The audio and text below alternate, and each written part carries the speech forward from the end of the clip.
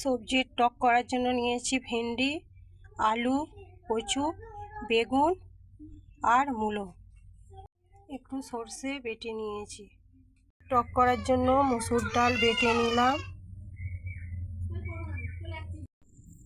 বেটে রাখা ডালটা বড়া করে নিলাম। এই ফোড়ন দেব সর্ষে আর একটা শুকনো লঙ্কা।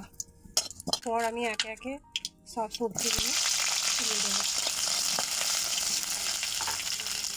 সব সবজিগুলো দিয়ে ভেজে নেব। সবজিগুলো ভাজতে ভাজতে সামান্য একটু লবণ ও হলুদ দিয়ে নাড়াচাড়া করে নিলাম।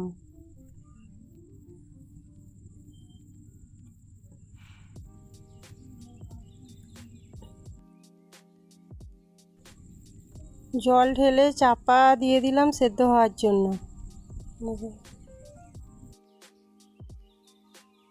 সবজি সেদ্ধ হয়ে গেছে, এবার আমি বড়াগুলো দিয়ে দিলাম।